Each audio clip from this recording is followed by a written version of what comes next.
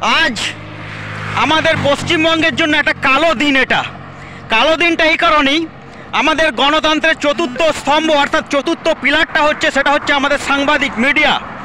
সেই মিডিয়াকে অ্যারেস্ট করে আমাদের গণতন্ত্রকে কিভাবে ধস খাওয়াতে হয়, কীভাবে ধ্বংস করতে হয়, সেটা আমাদের রাজ্যের পুলিশ মন্ত্রী দেখিয়ে দিল।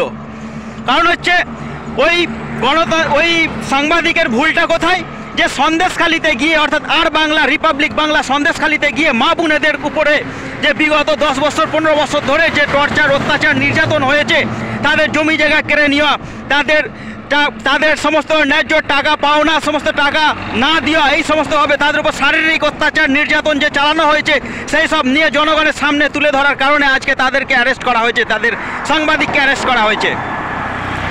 তো সিঙ্গুরের তাপসী মালিককে কেন্দ্র করে যদি মমতা ব্যানার্জি যদি বঙ্গের রাজনীতিকে তোলপাড় করতে পারে, তো সন্দেশখালির অসংখ্য মহিলাদের ওই এফআইআরকে কেন্দ্র করে যে বঙ্গের বিজেপি নেতারা কেন বঙ্গের রাজনীতিকে তোলপাড় করতে পারবে না? আজ এই সন্দেশখালির কাণ্ড কিন্তু গোটা বিশ্ব দেখছে, গোটা পৃথিবীর মানুষ দেখছে, আজ গোটা পৃথিবীর মানুষ গর্জে উঠছে। তো আমাদের সকলের বঙ্গবাসীকে গর্জে ওঠা উচিত যে এই জায়গাতে যে সমস্ত অত্যাচারগুলো চলছে, আজ যদি আমরা প্রতিবাদ না করি, গোটা পশ্চিমবঙ্গের কোনো মহিলা সুরক্ষিত থাকবে না। আজকে আমাদের একত্রিত হয়ে প্রতিবাদ করাটা খুব জরুরি। আমি আপনাদের সকলকে অনুরোধ করব যে আমরা সকলে মিলে একত্রিত হয়ে এর আন্দোলন করি, আমরা এর প্রতিবাদ করি।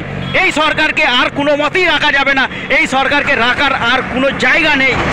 যে কোনো মুহূর্তে যে কোনো সময় এখান থেকে সামনে লোকসভা ভোটেতে এখান থেকে গণতন্ত্রের মাধ্যমে পিছনে লাথি মেরে বের করে দিতে হবে বঙ্গে থেকে।